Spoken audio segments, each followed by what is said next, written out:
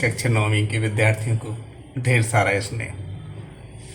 एक शब्द बार बार कह रहे, जब ढेर सारा स्नेह शब्द आता है तो अनकॉन्शियस में, हृदय में ये भाव आता है कि बच्चों को सही का एहसास करें। बेटा सही चीज़ यह है, दुनिया में सबसे ज़्यादा महत्वपूर्ण यदि कोई चीज़ है तो वो है समय, टाइम। और समय का सदुपयोग सिर्फ पवित्रता से होता है, निर्मलता से होता है। जो हमारे सिस्टर्स, हमारे कॉन्वेंट, हमारे टीचर्स और उसके साथ 24 घंटे जिन माँ बाप परिवार के साथ रहे, उनके अंदर बहुत पवित्रता है, बस उसको एहसास करने की ज़रूरत है। आप हमारी पवित्रता का एहसास करते हुए इस वीडियो को देखेंगे। पवित्रता आती है तो समय का सदुपयोग होता है, एकाग्रता आती है। एकाग्रता से हम चलते हैं मेरे संग की औरतें प्रश्नोत्तर में। प्रश्न क्रमांक 4, प्रश्न ठीक से समझना, उत्तर ठीक से लिखना, कंसंट्रेशन के साथ, एकाग्रता के साथ देखें। प्रश्न 4 में यह पूछना चाह रहे हैं कि आप अपनी कल्पना से लिखिए कि परदादी ने पतोहू के लिए पहले बच्चे के रूप में लड़की पैदा होने की मन्नत क्यों मांगी। मन्नत मतलब ईश्वर से अपने मन की भावना व्यक्त करना, कैसा हो जाए। तो इसके 2 कारण बेटा। एक तो परदादी कुछ विशेष करना चाहती थी, कुछ ऐसा करना चाहती थी जो लोगों के लिए आदर्श हो।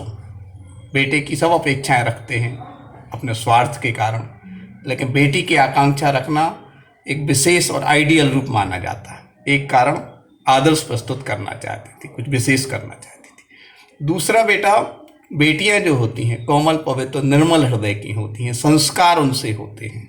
हम कोई एकांत से ही बात नहीं कह रहे, आप पूरे वर्ल्ड में ऐसी एनालिसिस कर दें, उनमें बाहरी हवा जब लग जाती है तो संस्कारों की कमी आ जाती, लेकिन जैसे संस्कार रहते हैं, परिवार के मर्यादाओं का जो ध्यान रखती हैं, वो बहुत ऊंचाई पर भी जाती हैं और संस्कार उनसे पूरे विश्व में व्याप्त होते हैं। तो दूसरा, बेटियां संस्कारवान होती हैं, इसलिए भी उन्होंने बेटी के रूप में मन्नत मांगी होगी, और पहले से पहले कुछ विशेष और अच्छा करना चाहती है। ठीक है ना बेटा। इसके साथ प्रश्न क्रमांक 5 आता है। इसमें यह पूछा जा रहा है कि डराने, धमकाने या उपदेश देने या दबाव डालने की जगह सहजता से किसी को सही राह पर लाया जा सकता है। इस दुनिया में सबसे ज़्यादा सुधार करने की कोशिश या तो डराने धमकाने से देती है, या उपदेश देने से, प्रवचन देने से, बड़े बड़े भाषण देने से। इन दोनों से बेटा उतना प्रभाव नहीं पड़ता। हृदय से, जीवन से भावनाओं का प्रभाव पड़ता है। ठीक है ना। हृदय से भावनाओं से कैसे प्रभाव पड़ता है? बहुत अपनेपन से। दादी ने, जो उसके घर में चोर आया था, तो उनसे कहा कि हमें पानी चाहिए, पानी लेकर के आया। आधा पानी उन्होंने पिया, आधी उस चोर को पिला दिया और कहा तो हमारे बेटे हो गए, अब तुम्हें चोरी करना है या काम करना है, अब तुम्हें निर्णय लेना। बड़ी आत्मीयता से, स्नेह से, और उसका सुधार हो गया। ठीक है ना। तो बच्चों के लिए भी हम आपको एक मोरल वैल्यू के, बहुत भाषण देने से, बहुत लॉजिक से बात करने से नहीं, हृदय से एहसास कराएं। आपका छोटा भाई आपकी बात नहीं मानता, उसकी थोड़ी सी हेल्प करें, उसको अपनापन दें, स्वार्थ के कारण, अंतरंग से। फिर आप धीरे से कोई बात कहोगे, वो आपकी बात मानेगा। ठीक है ना।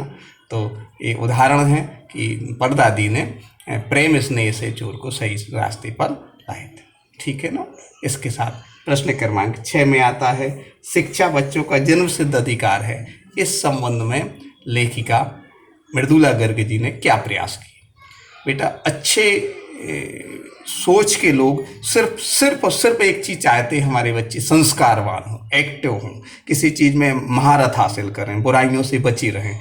ये बेटा तब संभव है जब किसी अच्छे स्कूल में एडमिशन हो। स्कूल तो कोई भी खोल सकता है, लेकिन संस्कारों के साथ स्कूल चलाना बहुत आदर्श माना जाता है, सबसे पवित्र काम है। इसलिए आप लोग देखते होंगे विद्या एक मंदिर माना जाता है।